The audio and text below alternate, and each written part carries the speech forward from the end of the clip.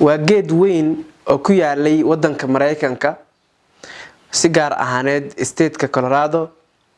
wuxuu geedkaas jiray 400 oo sano. waxa ahaa geed aad iyo aad dadka uga yaabiyay oo 400 oo sano intuu jiray waxa dabayla ah, waxa biyo ah, waxa daadad ah, waxa roobaba imaanay dhammaan waxyaabaha kala duwan ee geedihii isaga ku waqtiga ahaa meesha ka saaray ay ka saari waayeen.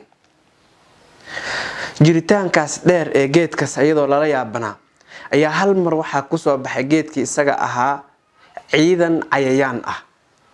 markaas gudihiisa soo galeen oo waxay bilaabeen inay cunaan gudihiisa geedka gudihiisa. geedkii weynaa asagoo sidiisi u weyno u taagan ayuu hal mar dhulka ku soo dhacay. kulankeena maanta kelmadiisu waxay tahay ilaasho qalbigaaga. Assalaamu alaykum warahmatullahi wabarakatuh. waxaan soo maray nolosha dhibaatooyin kala duwan oo saameyn adag nagu yeesha. qaarkeenna waa dad adag oo sabro adkaysta oo hore inay u sii socdaan damca. laakiin sida geedkii aan soo sheegno kale ayaa gudaha waxa ka gala qurun fara badan kaasoo keenay inay hal mar dhacaan. xaasidnimada iyo carada iyo xanaaqa iyo calool ku hayska iyo waxyaabahaas oo dhan waxay la mid yihiin sida ciidankii cayayaanka ahaa ee geedkii adeega badnaa dhulka ku soo riday.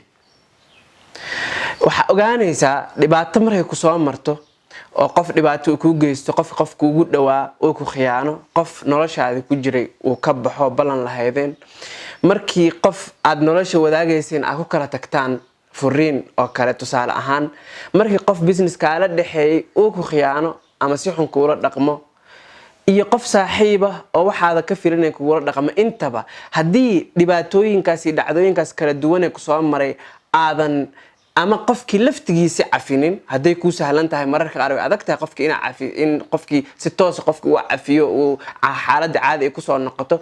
markaas waxa ku furan xataa in dhacdada laftigeedii aad la heshiiso oo dhacdada laftigeed aad cafiso. sababtoo tahay hadii lacala aad soo xasuusto dhacdadaas waxa laga rabaa inaysan ku keeni karin dareen maaragtay xun ama ciriiri iyo culays inaysan ku keeni karin qalbigii wali dhibicdeedii aysan ku sii taagnayn. hadii aad qofkii macaal heshiin kartid oo dhacdadiina aad masixi kartid kaba fiican. ugu yaraan marka waxa laga rabaa in qalbigaaga inta furtid dhacdadaasna aad ka saartid ayna ku noqoto tajrubo iyo tijaabo aad ka baratay casharo kala duwan. dadka qaar laakiin halkooday istaagaan sida dad akhrinaya book nolosha kamida oo uu ku yimid page kamid ahaa boogaas ama book kamid ahaa boogiisi kadibna boogaas ay ka heli waayaan ama dhacdadii boogan ku qornayd ay cajabin weysay. dadka qaar halkaas ayaa waxa kula dhaga boos meesha istaagaan. noloshina hore u socota halkaas ku xayirmaan sanado iyo sanado halka nolosha ay socoto. booga noloshu waa balaaran yahay waana weyn yahay. soo qaado warqadaas iyada ah ee booga ku taala oo kala jeex horana uga soco jabtarada kale ee nolosha si aad u akhriso oo aad maaragtay u daawato una aragto waxyaabaha kale wanaagsan ee ku soo qaabilaya. waxaadna ogaataa cafinta aad cafinayso hebel ama heblaayo kama dhigna inay hebel ama heblaayo mudan yihiin in la cafiyo markaas iyada ah ama ay mutaysteen inay wanaag ay ka helaan. hase ahaatee noloshaada iyo naftaada ayaa mudan in ay ka baxdo xandibnaanta iyo xayirnaanta ay xayiran tahay, isla markaana ay hesho hor u socod makanin kara ama u suura gelin kara ee nolosha macaankeeda kale iyo wanaageeda kale ee aragto.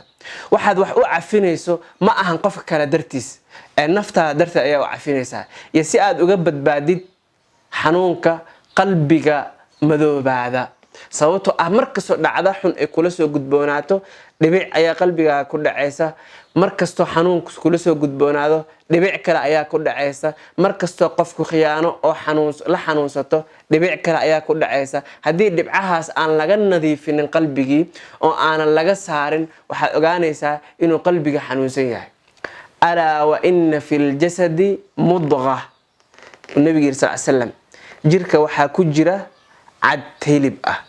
إذا صلحت صلح الجسد كله هدي عدك هلبك أو هجاك سمو هدي قلبي نظيف ياهي جلك دمي ونظيف أيو نقنايا عافمات فرحات في الفرعوني سكينكو نظيف محالي هذا دنيار نمو waxyaabahaas oo dhan waxay ka yimaadaan caafimaadka la xiriira dareemaha dareenkana waxa asal u ah qalbigaaga sidaa daraadeed qurunka ka nadiifi qalbigaaga oo ilaasho mahadsanid